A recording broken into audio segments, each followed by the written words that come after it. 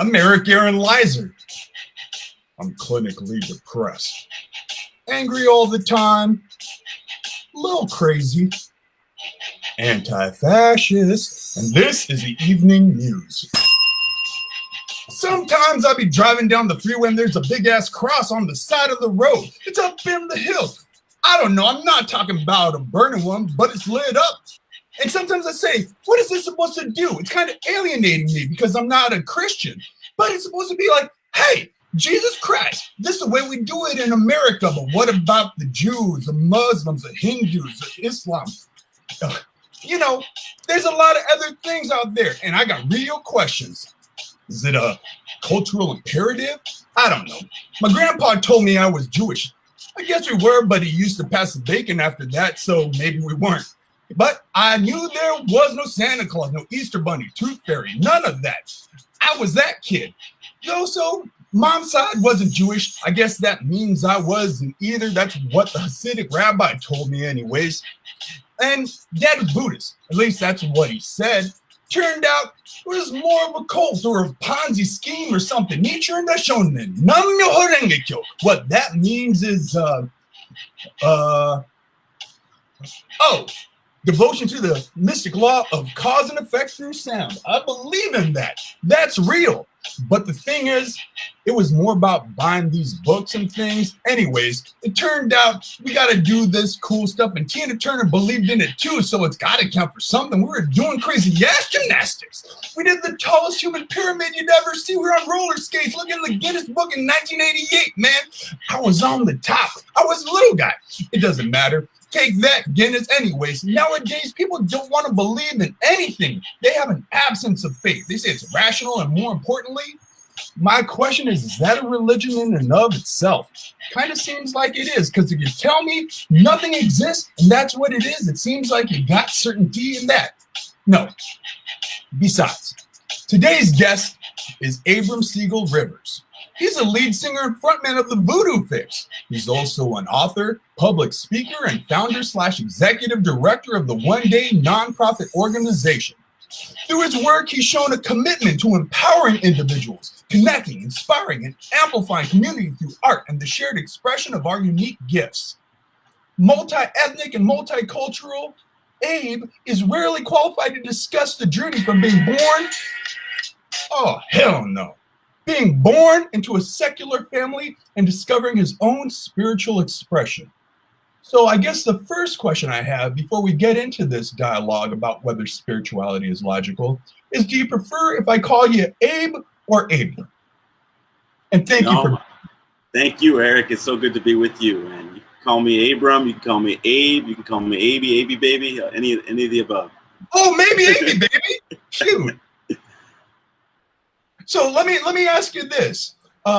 You were born Abram, and full disclosure, you know that I'm Costa-Roo. You're bluish yourself, right? I am. Guilty as charged. Okay, so what's the deal? Was it mom's side was Jewish or dad's side was Jewish? My dad's side is Jewish. My mom, half black, half Italian, Jew black Italian.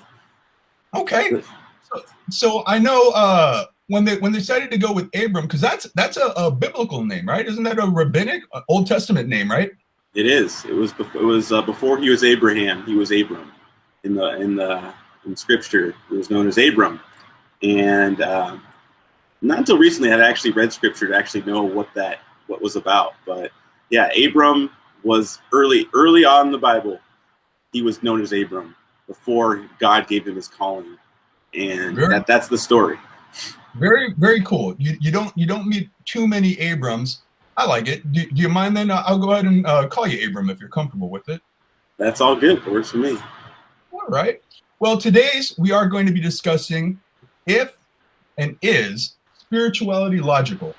And speaking of the moment, I gotta let a cat out this door real quick. That's happening. Give me 1 second. Cat. That sounds logical. It is. You got to. When a cat wants out, you got to do what the cat says. It's true. Before we actually get into it today, today's show is sponsored by Liquid Death. Liquid Death. Now, Liquid Death, surprisingly, is a mountain spring water. Have you ever tried this stuff?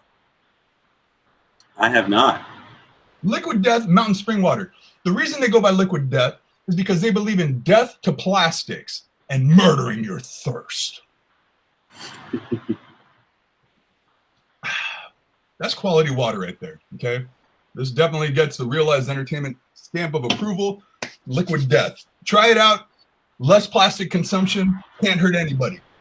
Okay, so today we were going to be discussing whether spirituality is logical. And because we both come from these multicultural, multi-ethnic backgrounds, we don't have the traditional, I mean, I don't even know if you would call it the WASP experience, I guess, you know, the traditional majority in America, Christianity. Like what I'm saying, I'd drive down the highway and I would see these crosses. It almost felt like an attack. You know, they talk about the war on Christmas. They talk about people not having these traditional values. And to me, I've always felt like, hold on, those aren't necessarily my values. You know what I mean? Like when I see this giant cross and I know that we don't practice that at home, it felt like a microaggression, you know? Like I'm like, oh wow, the majority think this is cool. All right. But it wasn't for me. And what really wanted me to have you on this show, being part of this conversation, was you and I were having a conversation a while back.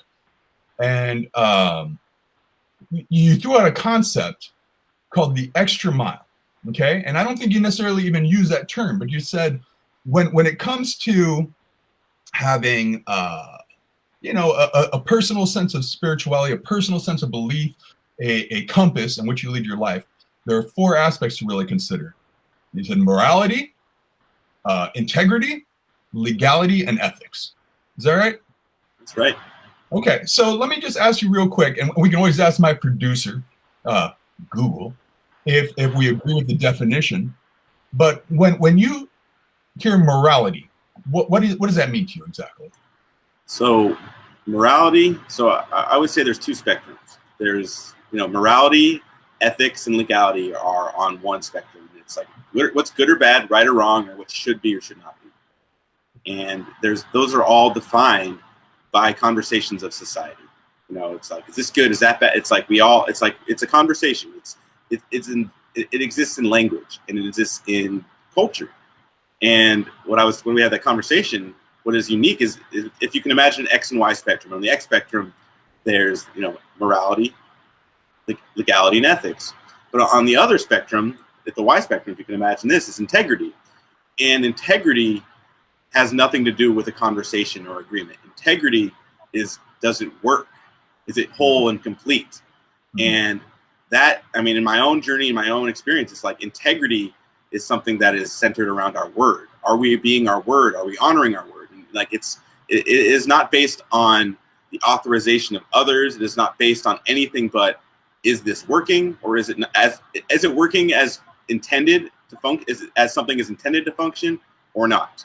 And that's something that's been a shift for my own experience of all of those phenomena. Okay, so then what it comes back to me is this: if we can agree upon, if there can be a societal agreement on what these standards are, and I don't know if we can.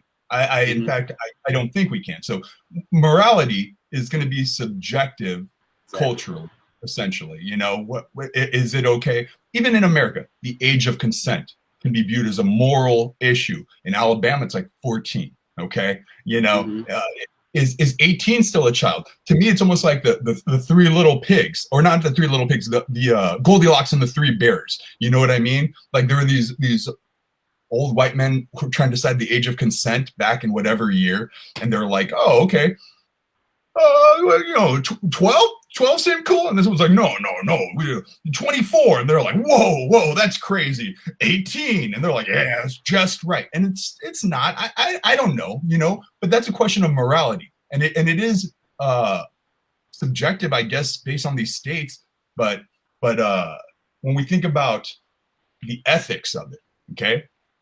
Maybe there is an age that makes sense. Is an 18-year-old still an adolescent? She may be developed. This isn't, you know, we aren't in the frontier times anymore. People are living to be 100 plus. We got centurions out there. So what's the ethics of what we can agree upon? I think we all agree upon not not eating the babies. Don't eat the babies. You know, that's ethically we're against that. Okay, and then we get into the legality of things based on it. We're like, you know, some of these laws are kind of bullshit. You know, they set up these laws for whatever nefarious purposes or whatever backroom agendas they had set up and they need in their various areas. So legality is a whole other thing. And then finally, the integrity is when you come up with this societal contract or this personal code of ethics and morality, whether you stick to it. Like I have these deep-seated beliefs, but I also have, you know, urges. You know, I may want to get shit-faced and then, you know, think I can drive or something, or want to spend $300 at the club, you know, and then, you know, regret it afterward because of my own fallibility, my own human nature, you know, instant gratification. Right. Well, exactly. And we'll just using an example, like say something like the speed limit. You know, there's always going to be a conversation like it should be 35 miles an hour. And someone else say, no, it should be 25 miles an hour. But at some point, like this is like ethics, you know, or at some point, people are going to agree. It's like, okay, we're going to agree 35 miles per hour is the right amount for this road. But say eventually there's, you know, a freeway is put in. You know, the conversation through the generations will always change and develop. And that's why morality, ethics, and legality always exist and develop over how society evolves. And it's like integrity is personal. Integrity, right? Well, you know, integrity is a function of, you know, and it's like if you look at the definition, and I'll look it up. I'm going to ask your producer as well, Google here. Integrity, because it's the second definition of integrity that I'm kind of referring to. It's like the state of being whole and undivided, and that's the definition of integrity that I use. And it's like it's functioning how it's supposed to, and it's not a right or wrong, good or bad. You know, should or should not be. Is it working? You know, it's like, for example, like, you know, say you have a car with a flat tire. That the car does not have integrity working. It's not working as function until you have four tires that work. And it's like, and it's like, that's something that I've experienced, because I'm not, like, a lot of in my experience, you know, what I've seen for myself, but also for society, is there's always going to be conversations about morality, legality, and ethics. It's always going to be developed as humans, as we live and as time exists, as it always has. You know, we are going to continue to develop conversations like that doesn't make sense. That's not right. That's bad. That's good. And it's like, that's natural in an evolution of society. But integrity is always, is it whole and complete? And it's like, in my experience, as I focus on my own integrity, you know, honoring my own word, having everything in my life work and be whole and complete, you know, whether it's myself or my relationships, my career, you know, it's what I've noticed and what I've experienced is the more I focus on integrity, the morality, the ethics, the legality actually come with it. Like it's okay. Like they come together. Okay, but here's part of the issue. Okay, Our society rewards and exploits our worst instincts. Okay, you know, think about fast food. I'm driving. I'm hungry. I know that for 99 cents or $2, I can go get this burger. Intellectually, I know that all the choicest cuts of meats have already been separated and sold as steaks or ribs, or all these sausage, all these things that are going to the grocery stores, to the butcher shops, or restaurants.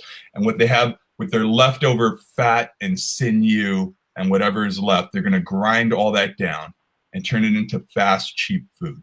Okay, anything, even hot dogs, it's leftover stuff. You know, it's always leftovers. No one wants to really think about what's going into all these things. Same thing. The grossest one to me is the McRib, because the McRib comes but every 3 years or something. That's because they have to collect up enough fucking tails, snouts, and buttholes or whatever to really make that stuff work. And then they just press it into the shape and slather it with some barbecue sauce.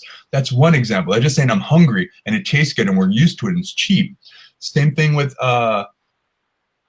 you know, some of the stuff we might watch on TV or movies, where it's just like the lowest common denominator, exploiting people through reality TV or the messages of propaganda that's being fed to us, whether it be through violence or whatever it is, because it's entertainment.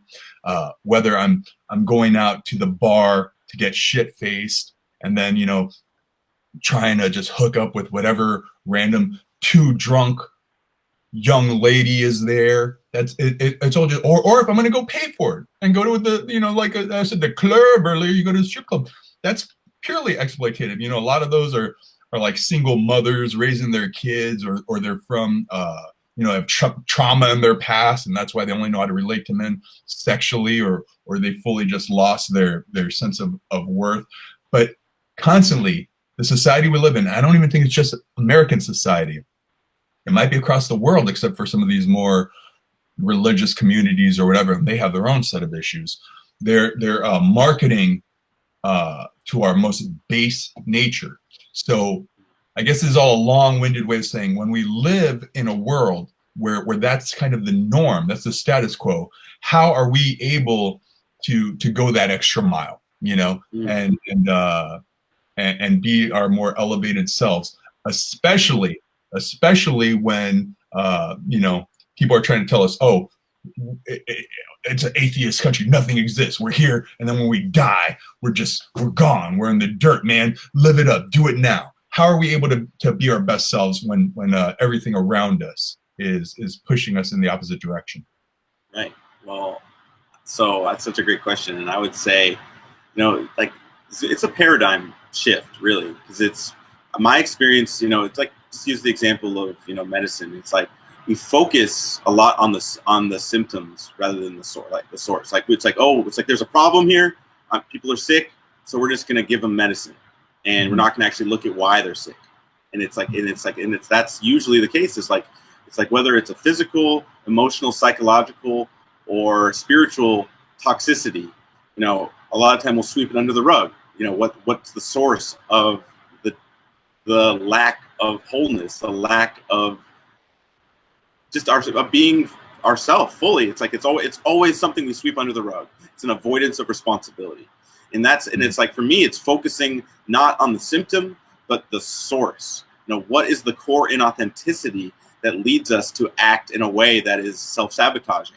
And it's like a lot of the time we don't even, well, I wouldn't say a lot, most of the time we don't even see that we are perpetuating a system that is toxic. And so, like, it's just like you know, this is like, we're so interconnected in this world. It's like when we recognize our own power in this present moment, and that's really the only moment there is.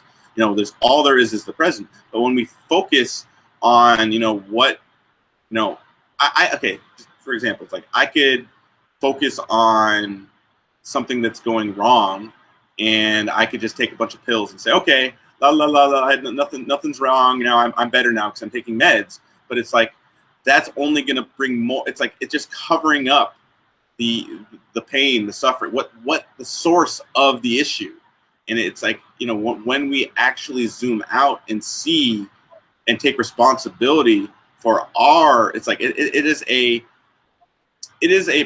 an individual. Like, we all have our own.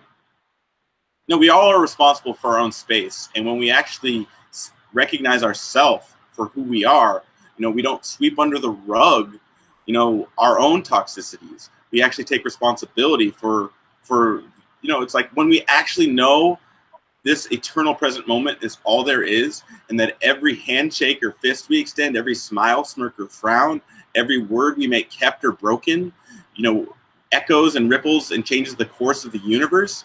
If we actually recognize that truth for ourselves, that's when we begin to take responsibility for our toxicities. And it's like, and I just see it. But I think you're almost going from 0 to 120 right here. You know what I mean? Like, there are people who, if we're talking about integrity, that's why I said when we're talking about the extra mile, and that's the personal accountability in this equation. Aside from the morality and ethics, so okay, let's say, just to simplify it, morality is agreed upon within maybe your a community that you adhere to. You can discover good or bad, or maybe a society.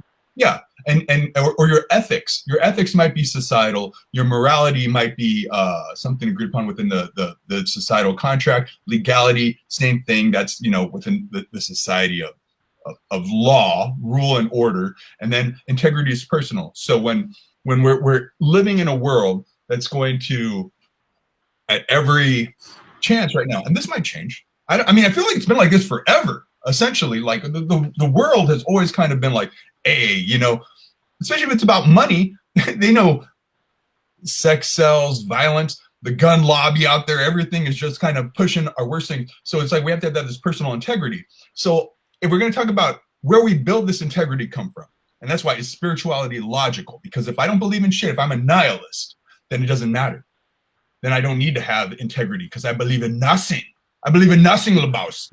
Okay? Right. But if there is some sort of science or mathematics to this that make things make sense, that make me say, hey, maybe I should try to elevate myself, then, I'd be more apt to trying to make the right decision, which will get interesting because we'll talk about the idea of free will and decision making as we keep, expanding this conversation out.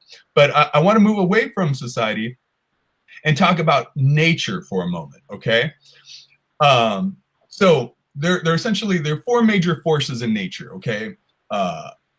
Gravity, electromagnetism, and the weak and strong nuclear force, which are on a subatomic level, okay? But well, let's just break it down one by one because that's heavy if you throw it out there. And then I threw in light as a major force of nature because light is everywhere. That is the energy. That is the heat.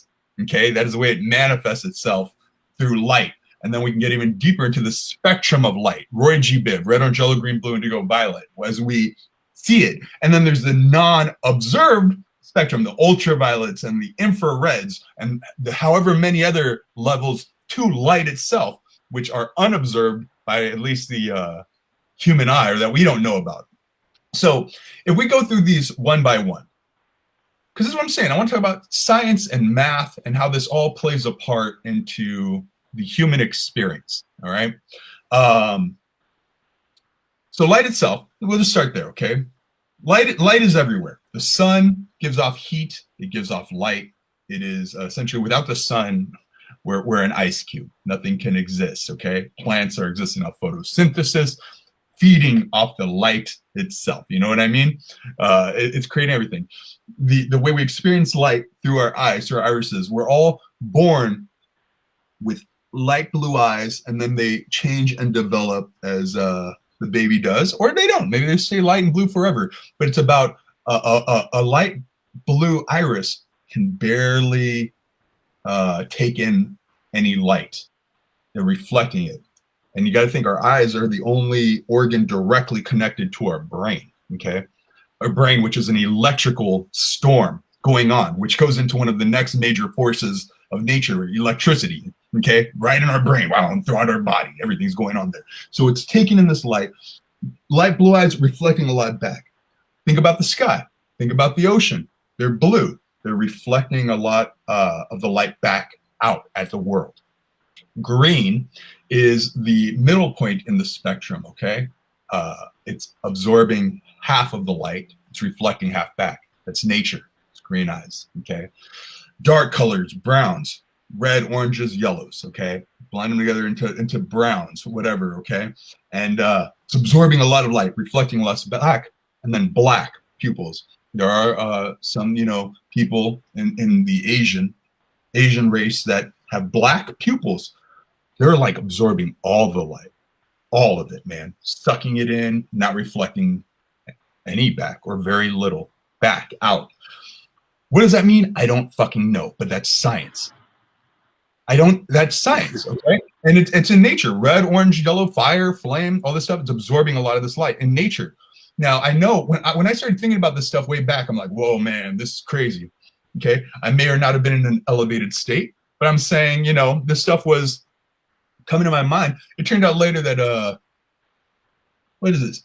Scientology talks about some of this shit too. Now, that's not a plug for Scientology. I'm just saying it's this stuff is out there. It makes sense. He was thinking about these same type of things with regards to the way light interacts with the eyes, and then the brain. In nature, but I don't know. Light is heat.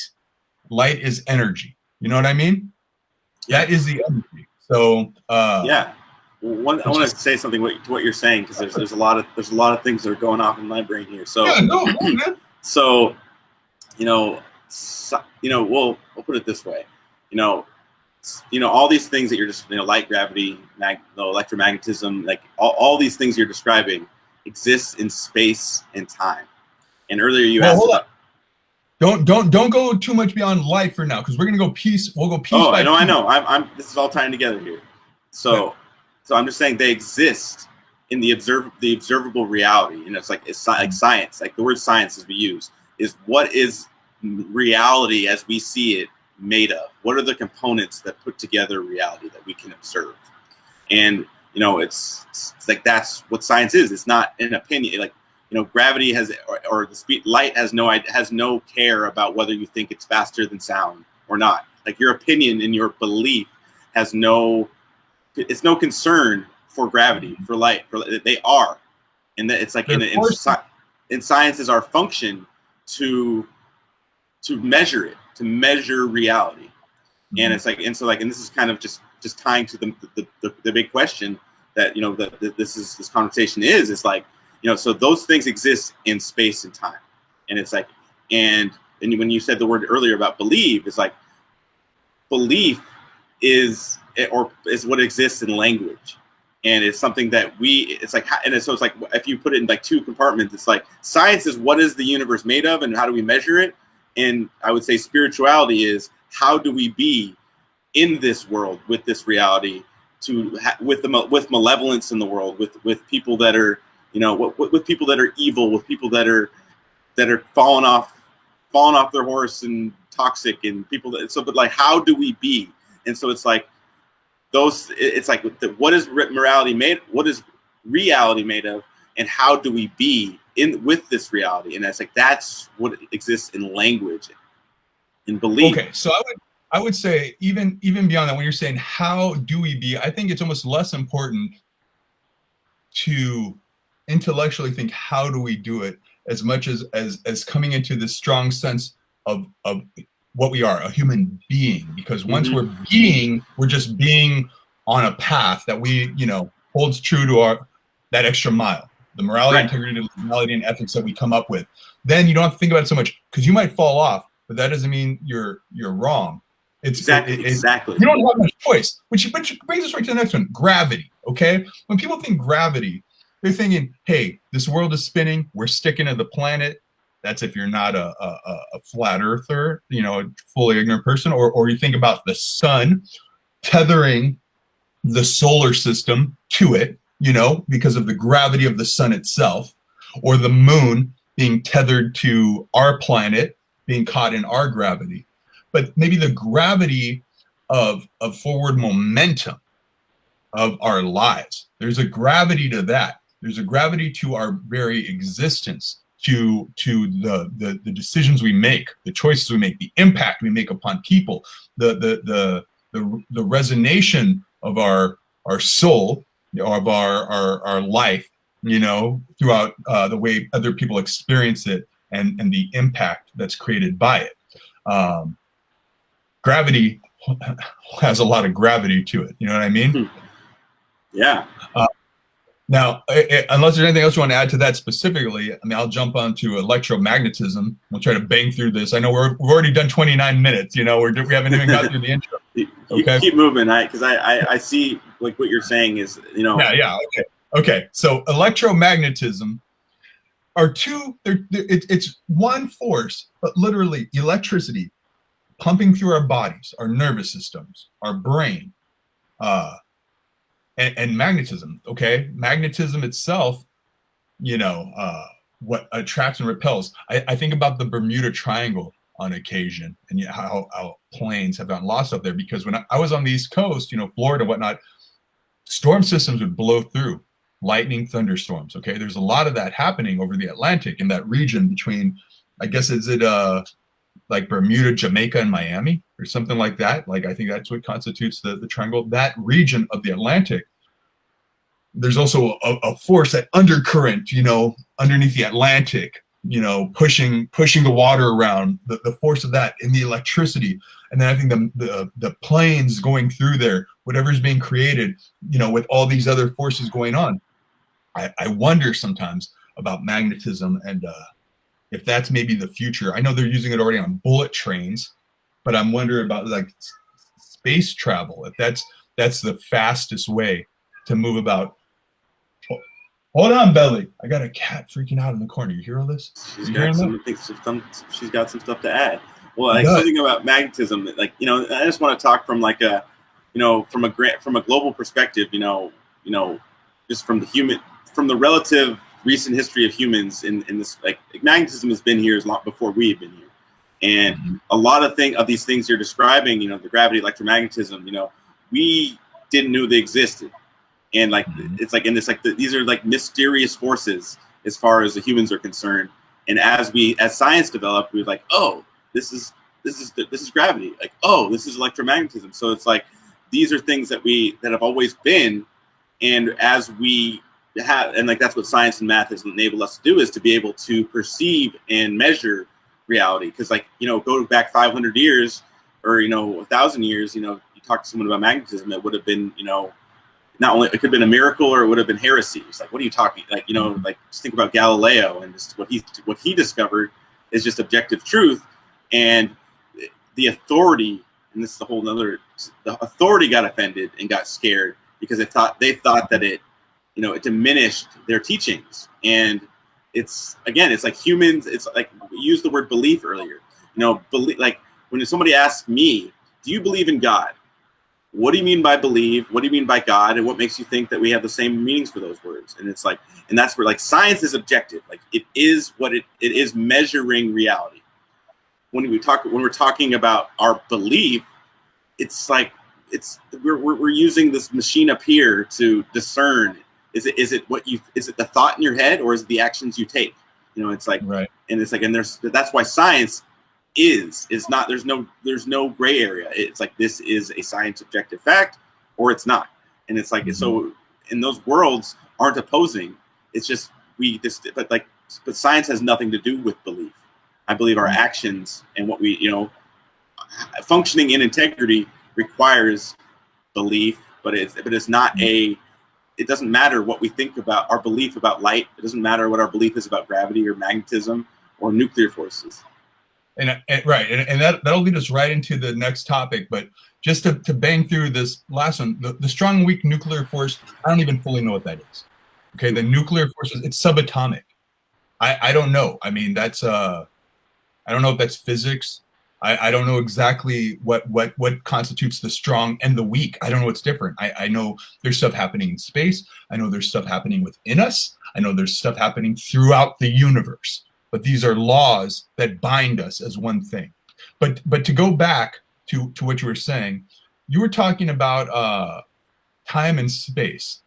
And that goes to, I think, our next topic really nicely, which I call the space between the time of our life. Okay, so space and time, man. We're here now. We exist. We are alive. Okay, we are going to die. That's just facts. That's all of us, every single one of us. That's also the planet.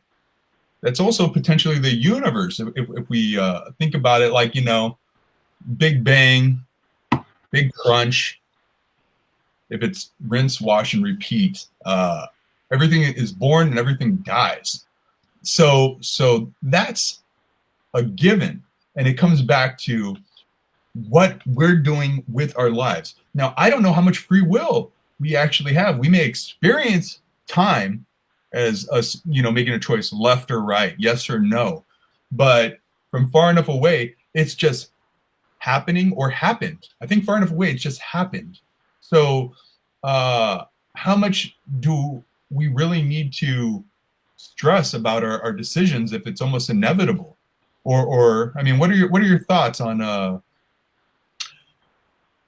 free will, I suppose, and experiencing life through the day by day, moment by moment?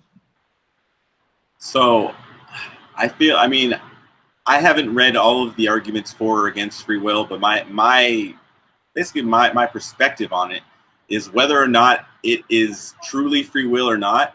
My experience is that I get to choose.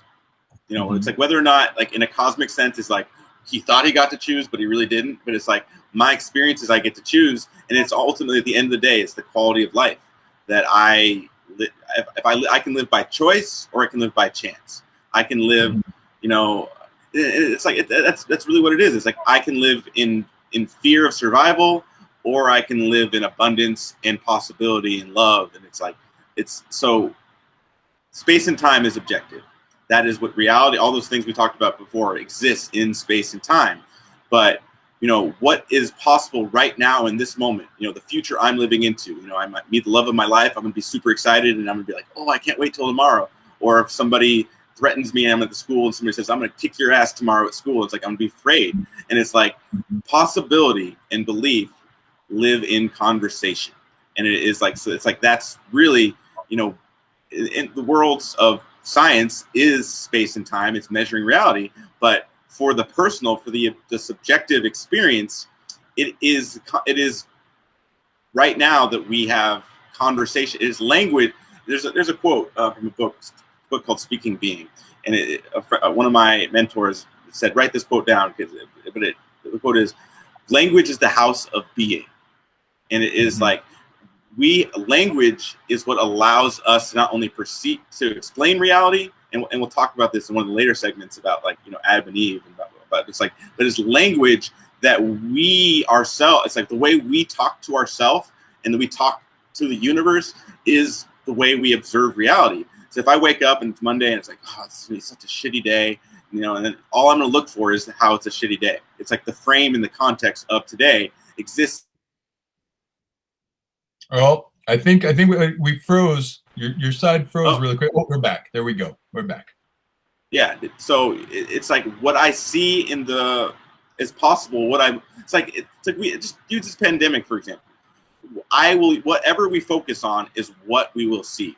You know, and there's a lot of suffering. There's a lot of chaos. There's a lot of pain in the world now. And if that's what I focus on, and if I watch the news, that's all I'm going to see. I'm just going to see the suffering. But if I look for the beauty amidst the chaos, I look for the beauty, the people who are doing amazing things, support, like Mr. Rogers said, like in times of tragedy, his mom always told him, look to the helpers. And it's like, and that is a context, that is a mindset, that is in language with ourselves. We get to choose. So it's like life is like a garden. It's like whatever we focus on, whatever we water is what grows. And we can water the flowers and the fruits, or we can water the weeds. And it's like, that's what our thoughts are like. And it's so what is so space and time is what is. It is like the reality that we can observe. But what is possible, the actions we take exist in language. And that's really that's what it is for me. Well, language, practice, thought, shared experience are gifts to the world. I mean, I think that all kind of fits under the umbrella of the way I think you're using language as a term, because even communicating like we're doing right now, it's limited by our own experience. If we were to have the same conversation in 10 years, it might be way more developed or less. I don't even know, you know. But you know, the way we act with one another, I think that all comes into play. Our decisions, how we show love. I learned recently about the 5 different love languages or something like that. The way we, you know, and that's something that, you know, my wife and I was an issue, because I realized the way she shows love has been different, because she came from more money, a little more privilege or whatever, and maybe a little more reserved, disciplined household. Okay, the way she grew up. So the way she would show love was more through acts of service. You know, like, I'm going to help you out with this or do that, and gift giving. Now, I didn't have money, so I wasn't like, here's this gift. Oh, we're going to go out. We're going to do this here. I got this for you. It was touch and love, baby. You know what I'm saying? Like, I'm going to show my love. This is how you know I care about you. So it was more affectionate, and that's both sexually and just through acts of intimacy that aren't sexual. You know what I mean? Hugging, holding, caressing, kindness. Yeah, right, and also sharing like words. I guess you'd say like just sweet words. The way you talk to each other, maybe pet names, just Hmm. sweet words, being sweet to each other. And then I guess lastly, what was the fifth one? Was Quality time. Quality time. quality time, making quality time for one another. So learning all that, trying finding a way. That's also another way I think where you're showing, you're communicating with someone. You're using this Right. time you have.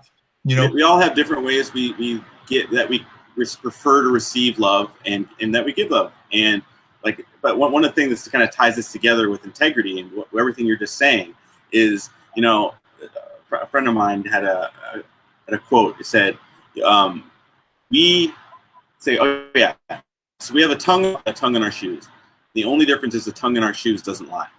I could tell you I love you and do nothing, and just I could just say those words, and that's for me. That's what integrity is. Like I could say I love somebody, or I could say I'm going to do something. I'm going to say I'm going to follow my dream, and I'm going to start a business, and I'm going to open up a lemonade stand or whatever, and then I just sit on the couch, and and that's what it is. And language is where we create possibility, and it's an action that we make it real or not. If it's just a thought in our head, if it's just something we say, if we don't honor our word, and this is why no matter what spirituality you are or not, there's a reason that every spiritual distinction points to this. Like when we honor our word, it makes reality work.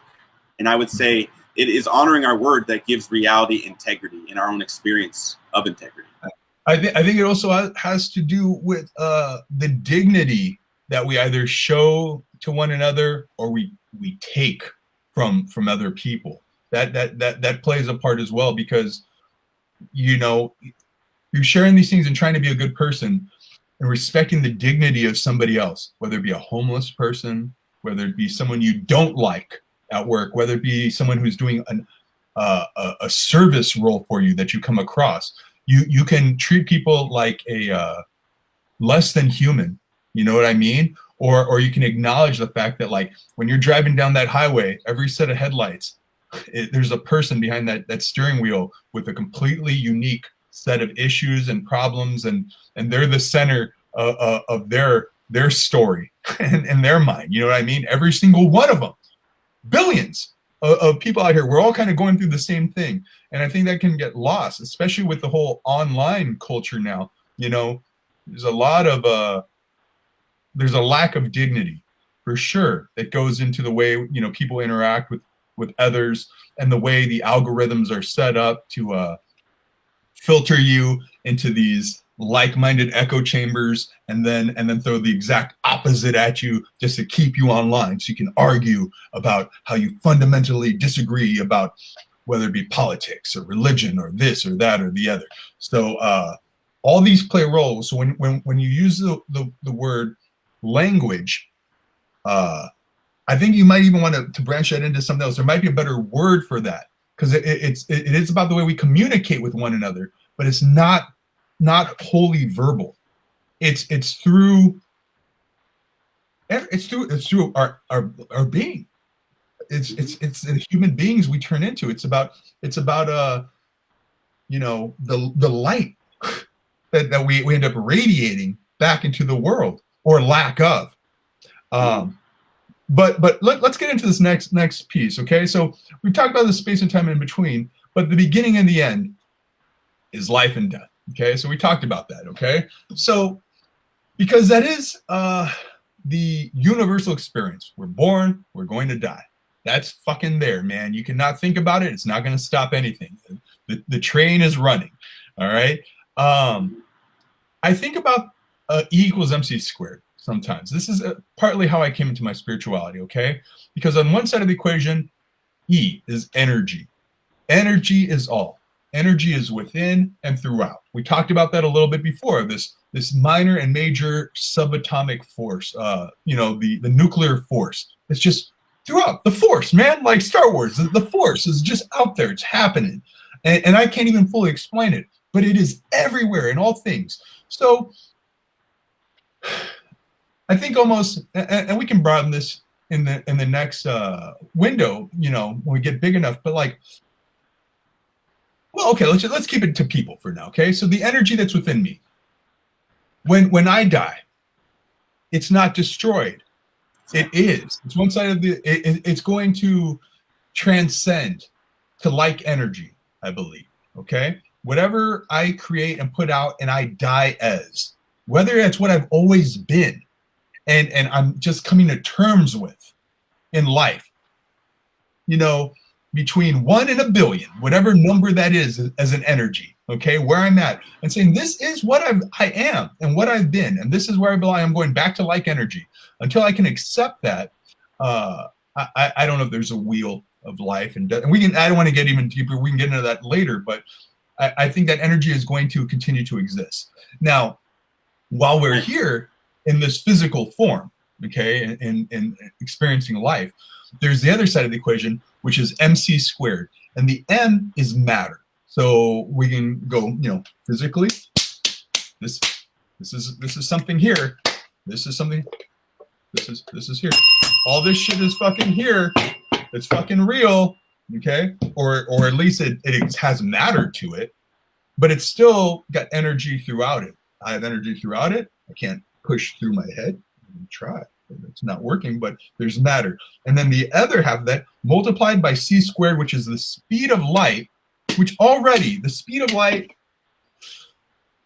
can't be fully explained by a non-professional, a physicist, some sort of scientist can probably break down the speed of light in a language that you probably have to be another very, you know, professional, skilled person, I think, to fully understand. But this isn't even that. It's the speed of light squared. The speed of light multiplied by the speed of light, which is blow your mind. They don't fucking get that. We don't get that. You aren't allowed to get that, and that's okay. That's an awesome concept of the speed of light multiplied by itself, which is like throughout the universe. There's something throughout the universe, the unknown. And that's part of the equation. So the matter part we get, this is all happening. The atheist sees the matter and says, this is what is. I understand this.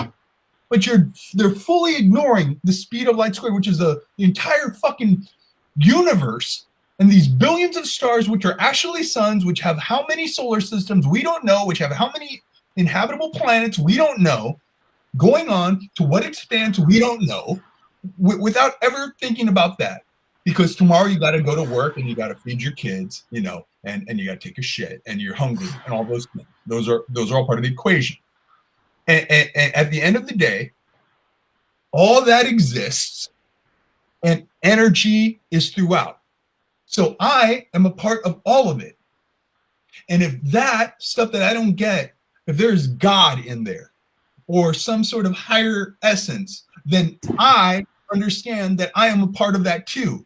So therefore, I am a part of God, or God is a part of me. And I am the universe having an in-body experience, trying to understand what the fuck this shit is about. Right. And energy can be, like you said, like the law of physics is you can neither be created nor destroyed. It only changes form. And Einstein also said, you know, either everything's a miracle or nothing's a miracle.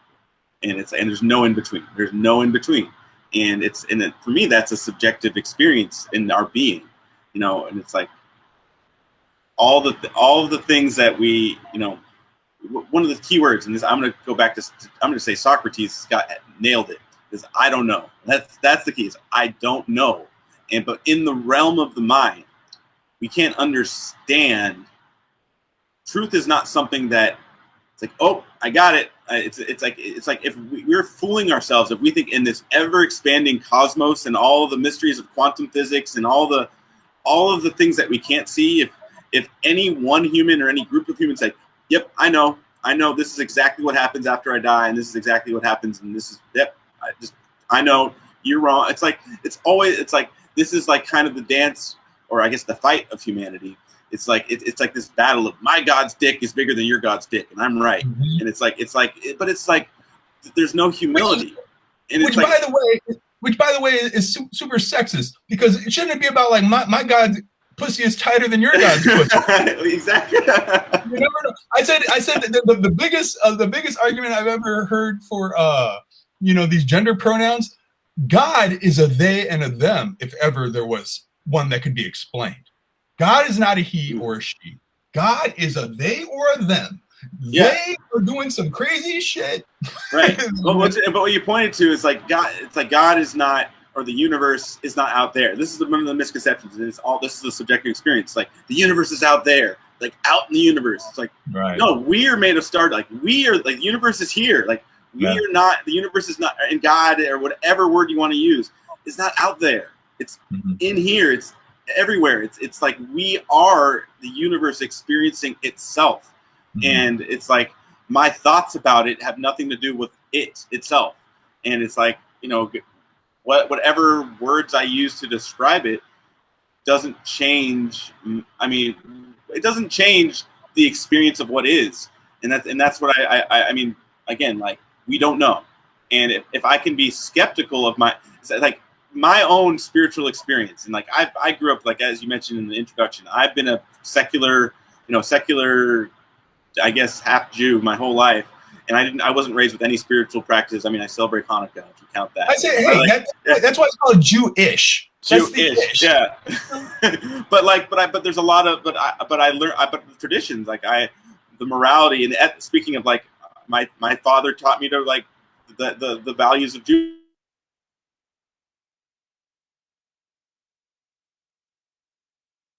It's very Jewish, is to like be able to have a conversation with someone that you don't see eye to eye with, and I think that's something that's very powerful, because and this is something that I would really attest to my spiritual journey, is that if I'm so certain in my skepticism, then I can be skeptical of my own skepticism, and I can actually listen to opinions that I don't understand, and I can listen to opinions that I don't agree with, because if I'm so certain about myself or what truth is, then I can actually question my own skepticism. And that's so I can actually listen to people. I can go to church. I can go, whether it's Hindu, whether it's Muslim, whether it's Christian, whether it's Jewish or Sikh or whatever. I can listen and not be like, I'm right, you're wrong, and you're crazy. These crazy people. I'm gonna listen to these crazy. It's like, no. It's like I can listen, and that's some of the biggest lessons I've learned in life are from the people that I didn't understand and I didn't agree with, because I know that I don't know, and I think that ultimately is the core of any, growth spiritually, if you want to use that word. But it's like, it is not knowing, which is the frame that actually allows it. When we know that we don't know, it allows us to discern and experience truth. And I think growth, no, absolutely. And I think growth is one of the most important words you touched upon there, is that is growth. I mean, no one is saying, by the time I was 14, I figured it out. By the time I was 21, I figured it out. Those people, you're lost, man. Whenever you're like, oh, I got there. That's the biggest misconception about youth. When you think 18 to 22 is it. Oh, I got it. This is what I learned in college. My cup is full, man. The well is infinitely deep. It just depends on how far you want to go into it. You can learn till you die. You should. I don't know if you want to say should. Just be you. That's what I said. You gotta let beautiful people. You gotta let a beautiful idiot be the beautiful idiot they are. You know what I mean? Like, don't try to change someone from their nature. That's their journey. You never know. But I wanted to move on to both the macrosphere and the microsphere, because when we're talking about the universe as it exists and it is one thing, we see a lot of similarities when they go into space. We're looking at these nebulas, we're looking at the way things are built and composed, and the structures and the bodies. And then same thing when they go into subatomic level, there's a lot of similarity. There's life there in the microsphere as well. We don't even have to spend too much time on it, but what do you think about the similarities between both the very, very large and the very, very small? Oh, okay. I'll put it very simply. It's like think of the difference between a microscope. So some people use their microscope to look at what is the universe made of, and like what is the cells and the atoms and protons and neutrons, and keep zooming in, and quarks, and keep going smaller and smaller and smaller. And then people at the same time are using telescopes to look at what is the universe made of out. And it's like, I just see them. It's the same thing. It's like the more we zoom in, the more there's always more. There's always it's looking at the same thing. It's like as much as we zoom in, it shows more of the unknown of reality in our own understanding. And it's like It's just a they're looking at the same thing from a different point of view. You know, it's a scientific exercise. It's an intellectual exercise to categorize and to try to understand things. Like when you said quarks for a second. I don't understand quarks. I know they're teeny tiny, you know, but they're there. They're in the fabric of things. And then who knows what's smaller than a quark? Like we just don't know. We aren't able to fully grasp it, which goes back to the whole thing about the speed of light squared. Is like blow your mind. Yeah, we can't comprehend it. Right. Remember the end of the movie? Remember the end of the movie Men in Black when it's zooming out of the whole, you know, we're like the alien, we're like it's just showing the whole solar system, the galaxy, and the universe, and then it's just like we're just a marble, like our universe and galaxy is just a marble and like a little tiny marble in another universe. It's like it's like that. It's like we can't even comprehend it, and it's like again, it's like this is the limitations of the human brain. It's like explaining to an ant what love is, or explaining to an ant what McDonald's is. It's just like they're not going to get it. It's not. Our brains are limited, and that's why reality is not something that can be fully comprehended in our mind. And my thoughts about it are my thoughts. They're not reality. They're just thoughts. So then let's talk about what I think we can understand. Okay, so have you ever heard the concept that there are at least 10 somewhat known dimensions? Have you heard that? I've heard it. I haven't read much into it, but I have heard some of it. Okay, so I mean, you can go down, you know, some sort of YouTube rabbit hole and get a little Cliff Note version tutorial of something, and they'll try to explain to you. And some of it, after the fourth dimension, I didn't understand. I just couldn't get it. But the first four kind of make sense to me, and let me see if I can kind of briefly explain them to you as I get it. Okay. The first dimension is the singularity, the big crunch. The universe collapses upon itself and all things exist in one point. That's the first dimension. There's nothing, there's one, okay? And I think that's the crunch of it all, when a singularity, all right? Conceptually, it's a singularity, okay? The second dimension is a 2D world. So there's existence without form, which I believe is the Big Bang. There is existence now. It is not a singularity anymore. There is, whether it be some sort of motion to it, but it is no more than that. It is 2 dimensions. You know what I mean? So I think if there's a Big Bang, boom, it just happens. It's happening, baby. It's stardust. It's moving. There's some form to what's happening, but there's no. I mean, that's already pretty fucking deep, but like, you know what I mean? There's not more to it than we can really get than that. It is happening. A Big Bang, 2 dimension. Now we're in 3 dimensions where we exist presently, as we're speaking now. We are part of this 3rd dimension as we are experiencing it.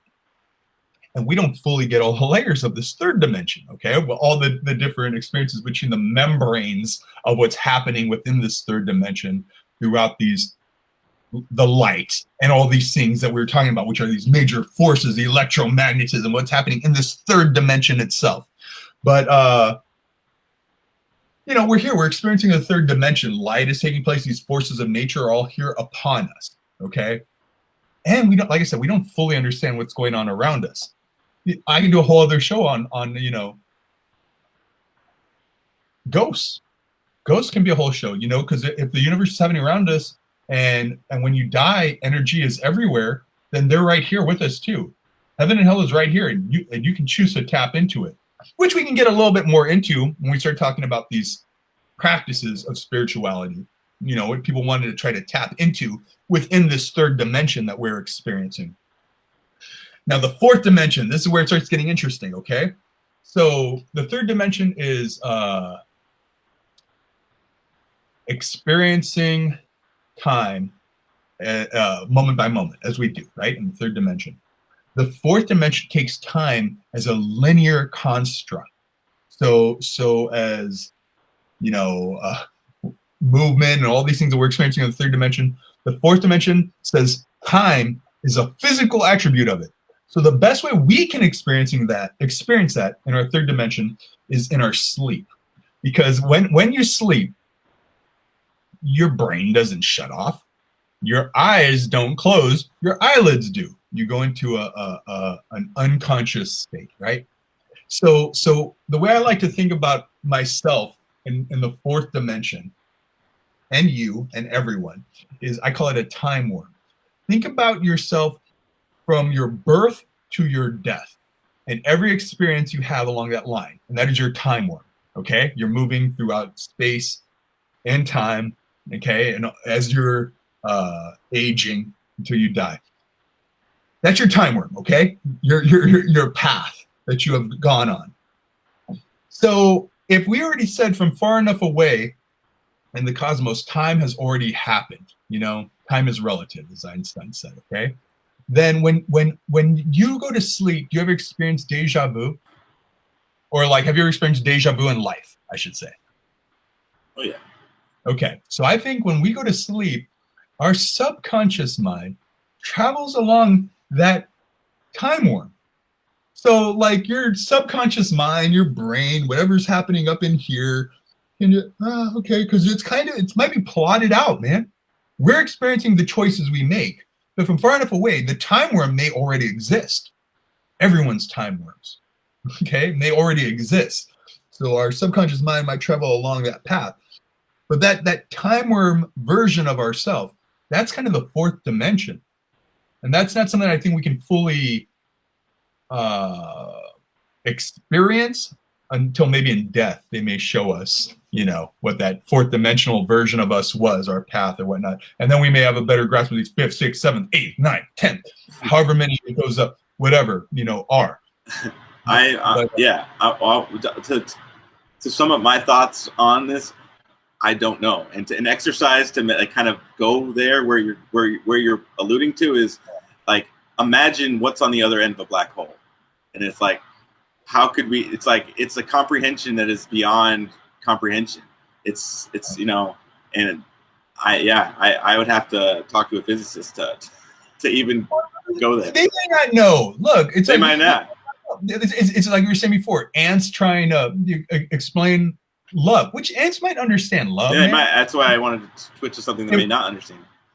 Right. I don't need quarks, and they might understand quarks. Yeah, maybe they understand it better than us because they're smaller. Yeah.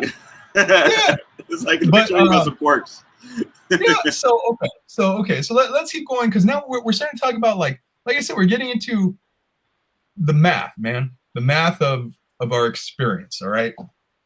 So when I think about life and a big bang and a big crunch, I think about the Big Bang began pi, a never-ending, non-repeating number.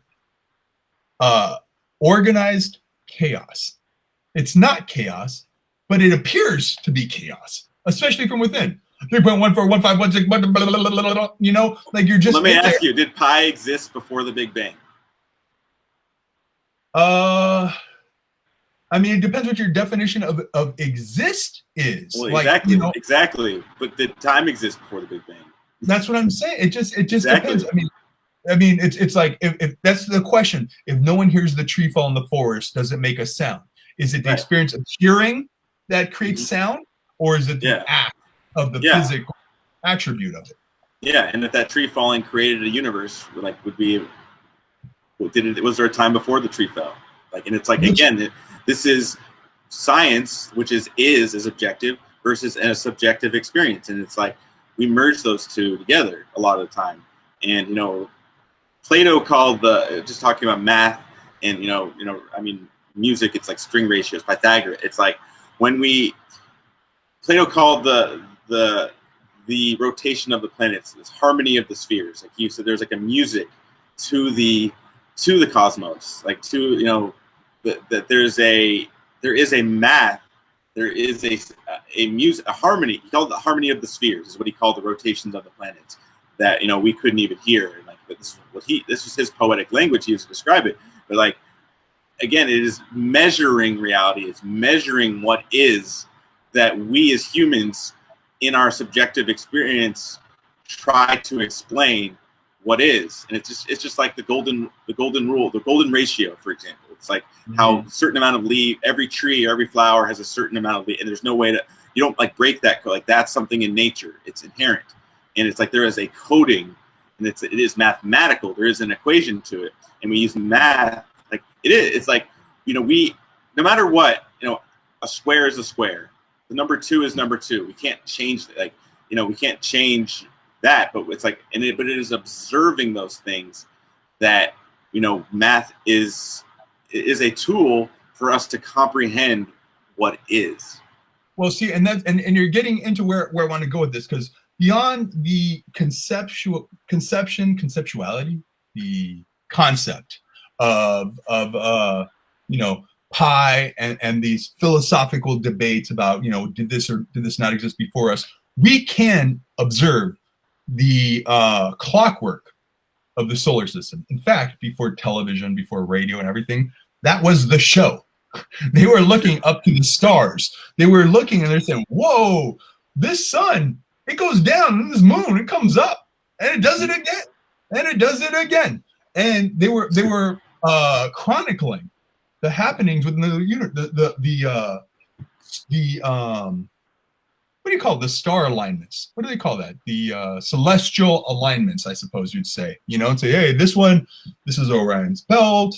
This is this. We're doing this, and they're watching it change. Oh, wow! This many days have passed, and this happened. Oh, this much time has passed now. Like I studied astronomy in college, and there's certain things I learned. Like there's a popular misconception, for instance, that people say, oh, the full moon, man, people act crazy.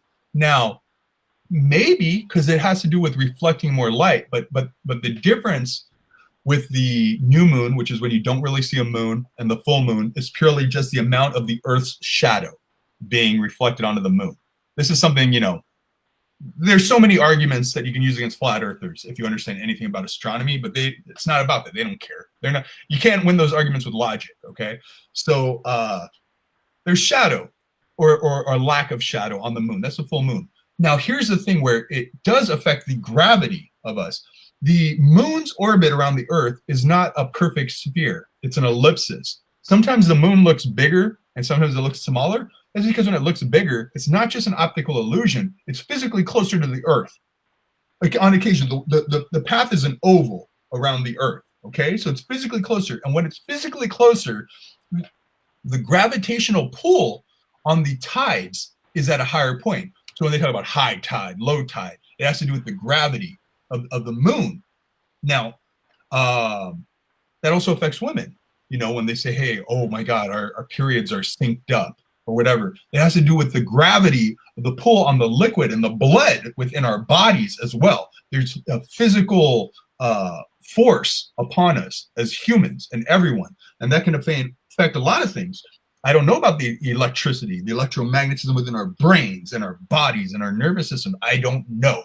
And like we said earlier, I have no idea about this concepts about the major and minor nuclear forces. I don't know how those play on us. I don't understand it. I just respect that they exist. All right? Right. That's all happening. Here's the thing. It's also happening throughout our solar system. So when we talk about the Chinese astrological calendar, the 12-year cycle of the planets matters. And the reason why those affect us too is because planets like Jupiter are like 400 times the size of Earth. So yeah, that gravity is affecting us too. Its placement from the sun in relation to us does matter. Somehow it is pulling on us. The gravity of fucking Jupiter is so damn big that it is affecting us as well when it's closer and further. Those are part of the linchpins of the cosmos as we understand them. It's happening all over the universe, but we're just talking about specifically within our solar system, okay? That's happening, that's math. And I do think there's some effects. So there is, I believe in astronomy. Not astrology. I believe in astrology as well. Duh, science. I believe in astronomy, but not in the sense of necessarily your daily horoscopes, but in the sense of if you look online, there's something called, I think it's either called maybe the primal zodiac, which combines Chinese astronomy and Western astronomy, and they use all of these happenings and put it together, and then they look at everyone who was born in your year and month, and they probably take all the attributes of these same people who were born around the same time, and they try to funnel it down into kind of giving a shading, a coloring of who you are. Because you got to think, when you're born in the winter, the summer, the fall, the spring, and that's going to affect the way you're treated as a baby, you know? All these things play in, and it's not going to explain everything to you, but it does play a role in helping to understand you know, our existence as human beings. Right. Okay. Okay, and then you were talking about harmonics too. The sound, that's the real language. So the math and the music and the sounds, strings, vibrations, string ratios, it's all the same. That's the language. If the aliens do come, that's how we're going to be able to communicate with them. I think that's what they might understand, be able to teach us something about. Because regardless, you know, these forces are playing a role, at least within our universe. Now, whether there's Big Bang and Big Crunch and that happens infinitely, and there's a multiverse, which is possible, you know, there could be a multiverse, but you know, there might be different rules. But these are the rules within our universe. You have anything to add to that, or you want me to keep it moving? Let's keep it moving. All right, because I think this is all going to tie together. This always there. Oh yeah. Okay. So we said math, specifically pi and the clockwork of our solar system, and harmonics are the linchpins of the cosmos. And religions have historically utilized analogy and allegories to try to communicate to people, like you're saying, language. Okay. Mm-hmm. So the way I think about it too is, like I said, if the cosmos was the original show, you know what I mean? And maybe even before religion, you got these astronomers up there just looking at the stars, taking it down, coming up with philosophy, you know, the greatness of man, the beauty of women, all these things, they're writing it down. But then they want to start communicating these grander ideas to the masses that maybe have no interest. You're a stonemason, you know, you're a woodworker, but you want to communicate these things, especially if you're trying to control the masses. If you want to govern, if you want to rule. I think an easy way to do that, when they started writing, and we are jumping a little bit ahead because we're going to talk about, you know, some of the earlier civilizations before some of these writings. But to understand some of these writings, the messages of these things we've been talking about are right there. So, for example, I put in Adam and Eve, and you know, maybe a more ignorant or a literal interpretation of that is like, oh, there's a man and a woman, and they were in a garden, they ate an apple, the snake came, and then kicked them out, and now things are where we are now. It was bad, and the whole, all of humanity was born from them. Yeah. Where I look at it as Adam, as in the Big Bang, the birth of an atom, atom. Matter, the birth of matter, and Eve, the eve of light, the daybreak of light, the existence of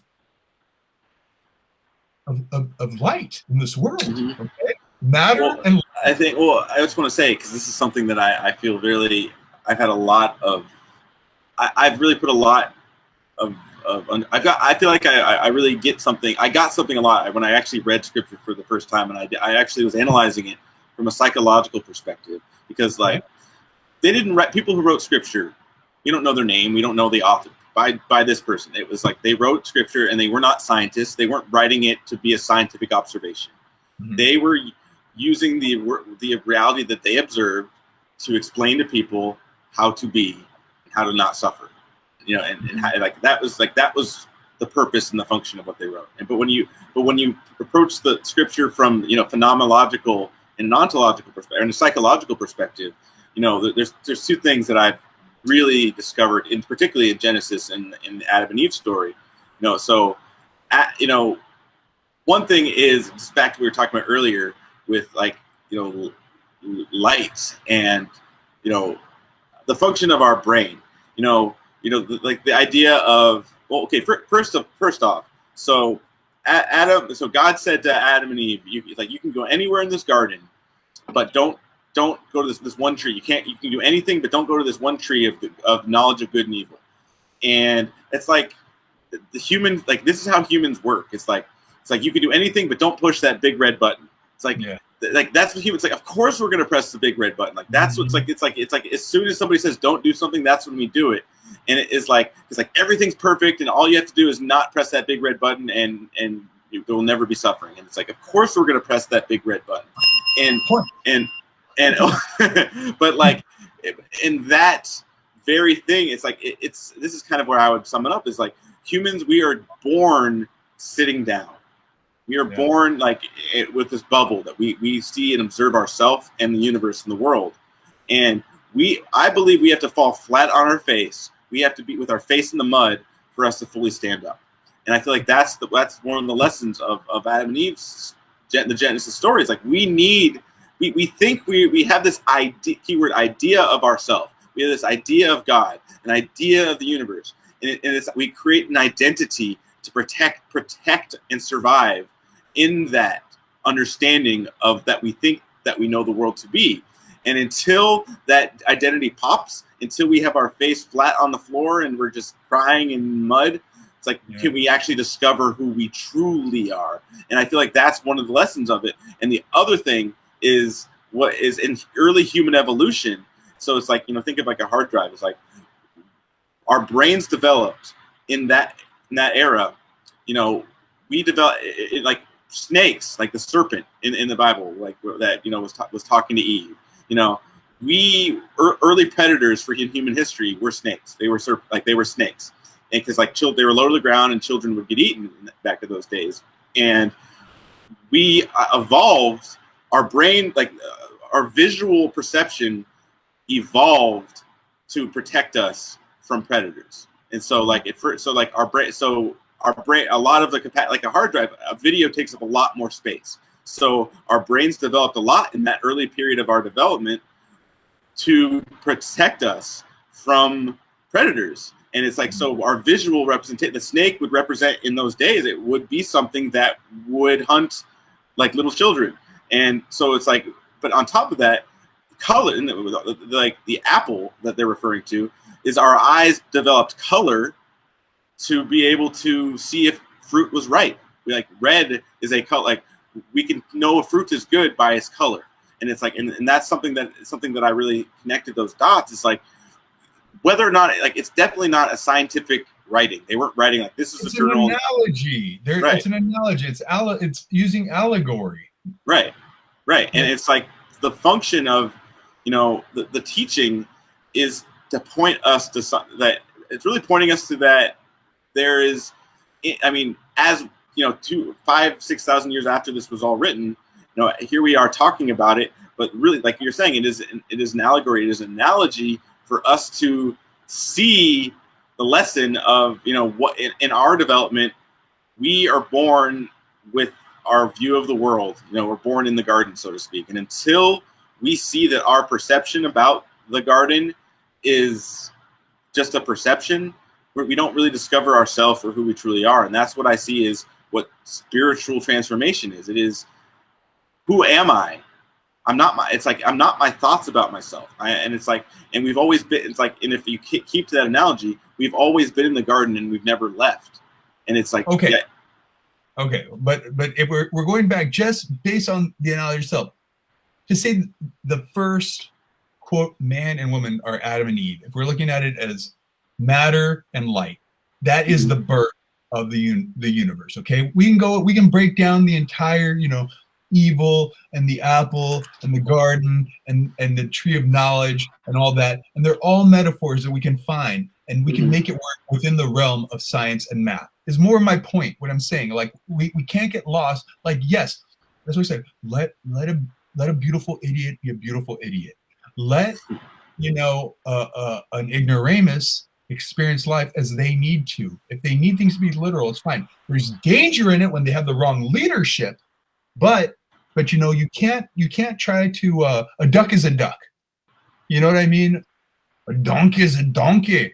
You know, we're all alive, but let people have their own nature. So when I think about the book of Genesis and it says, you know, God created the universe in 7 days, what is a day to the universe? A billion years, you know, can be a day. Like it's a fully different experience of time. It's not 24 hours, dummies. Like, you know, that's like, oh, 7 days. This is what it is.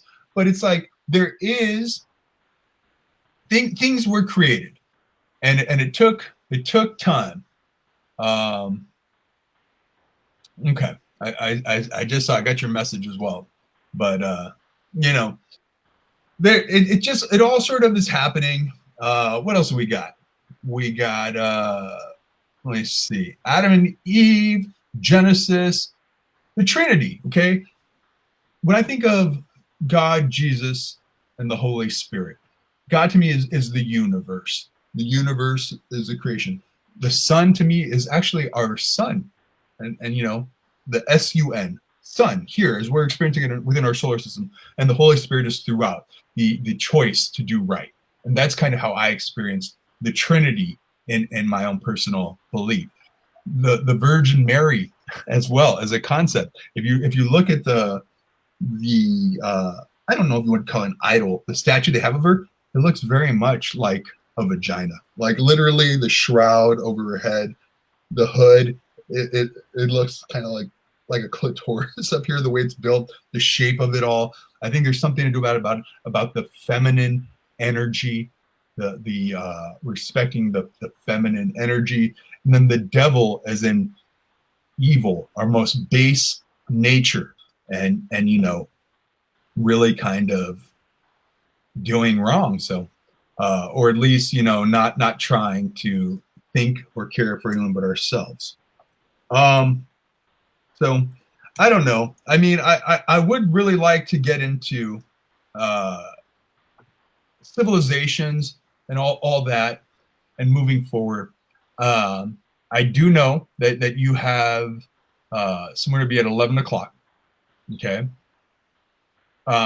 Your time, is that right? So I mean, really, right now we have roughly It's about 30, a little under 30 minutes. A little under 30. Right.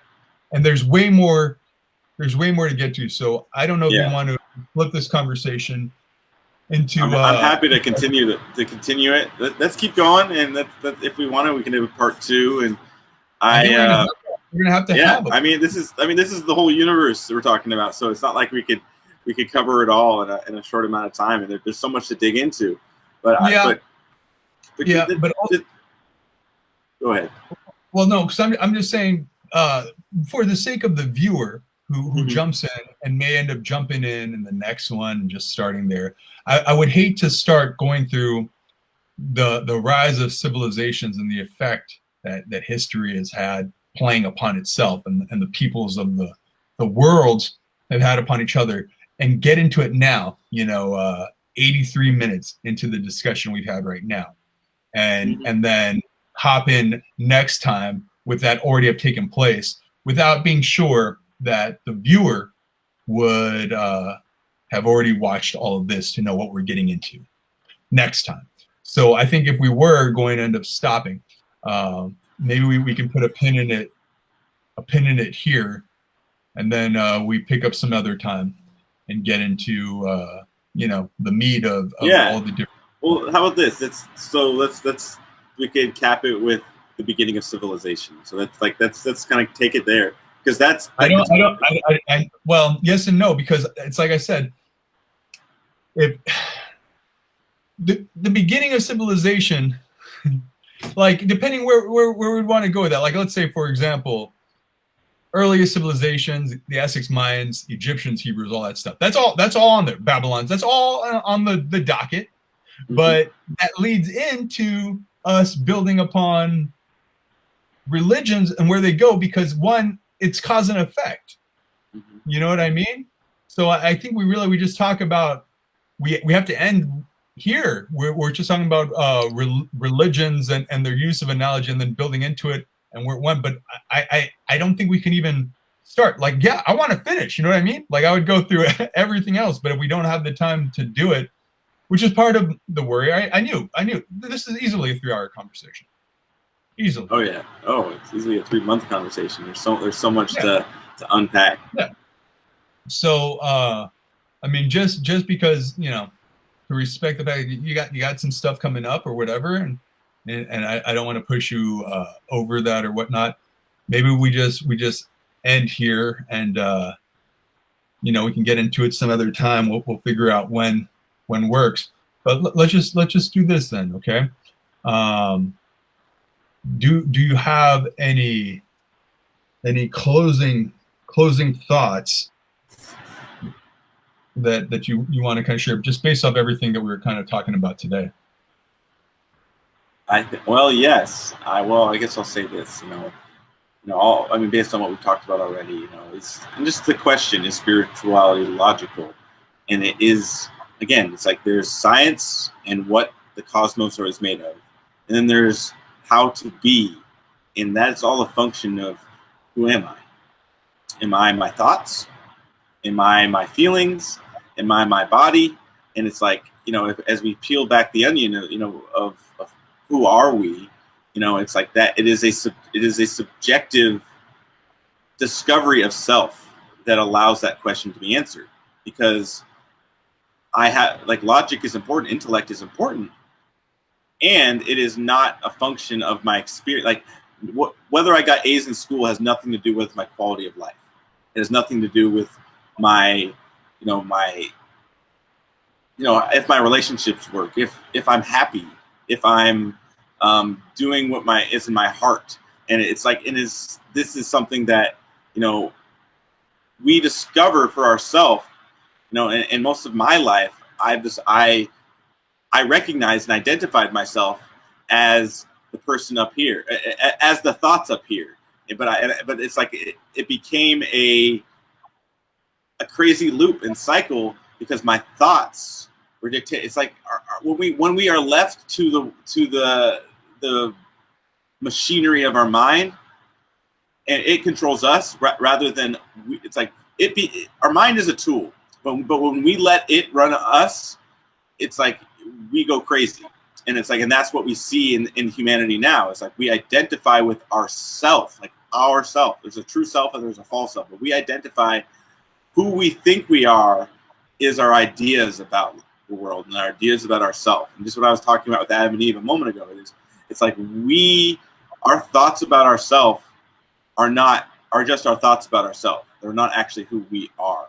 And it's like, and that is where transformation of self, that realization of identity, allows us to expand and grow beyond the limitations of the world that we think we're born into. And it's like, and like that, and it's like, that's the crux of this whole thing. Is like, is spirituality logical? And I would say, no, it's not inherently logical, because it is its own paradigm.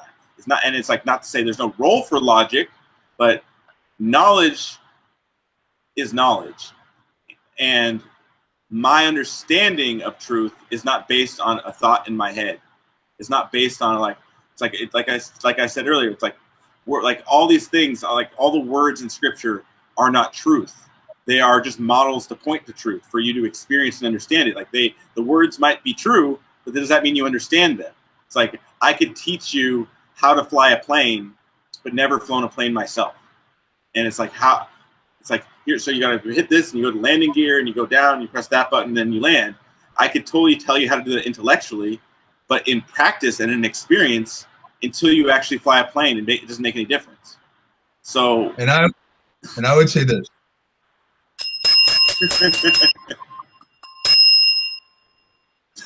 It's a good point. It's exactly that. My experience of truth is the most. Truth is not something that I intellectually understand. Truth is something I experience, because I spent most of my life running in circles, like I could understand. Like I was seeking for truth, like it was something I could read in a book. in my experience, truth was something that not something that I knew in here. It was something that I experienced just in being. And it's not that I know truth. It's like truth is not something you know. Truth is truth. And our minds have a point of view. And when we see that we are not our point of view, that we have a point of view, but we are not our point of view, that allows, it's like that. This is when this is actually the big picture now. We're not in the small scale of, it's Tuesday and I'm sad and my favorite TV show is not on and this is what the world's about. It's like, no, there's a cosmic being that our true self is much bigger than the limitations of our mind. And when and the irony is when we actually discover who we are beyond our minds are actually more powerful. Our sense of self is actually magnified because we're not limited to the cognitive process as our identity and our, the stories we make up. Say less. Truth is an experience. Spirituality is a function of how to be beyond the limitations of what we see ourselves to be when we're born. It's overcoming our false perception of ourselves. And when we actually recognize ourselves, that's when we actually know truth. All right, brother. So to be continued. I definitely enjoyed this. Like I said, we can do another hour and a half easily.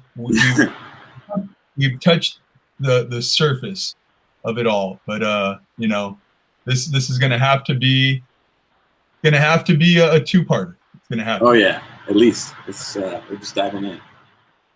So, but let's do you have any pluggables to plug? Do you want to let the people know where they can find you? Or are you on social media? You got any projects going on? Yeah, what I'll do is I want to invite anybody. So I have my nonprofit. It's called One Day, and what we do is, as Eric mentioned earlier, we empower individuals to connect, inspire, and amplify community through music, art, culture, and events. And I want to invite anyone to share their transformative experiences of their life. What have you experienced? What fears, what trials and tribulations have you faced and overcome that have allowed you to discover your authentic self and made you willing and able to contribute to something greater than yourself? And I got a link here. So I just wanted to offer you a space to share the gift that you are, because who you are is a gift, and what you've overcome and what you've faced is, and when you share authentically and vulnerably, that's what gives others the courage to overcome what they're dealing with. Give me the link. Give me the link, yeah. And I'll post it. I'll post it in the chat for everyone too. Awesome. Are you on social media? Yeah. You can find it. One Day Movement is on Facebook. You can find One Day Movement, and I'll put a link here to join the virtual stage here. I'm gonna send this to you here now. Is it ONE or? Yeah, ONE. Yeah, ONE. One Day Movement. Hashtag One Day is Today. I'm gonna send this to you right now. Okay. I'll put it in the chat here. Yeah, just throw it in the chat, and I'll drop it up there for everyone.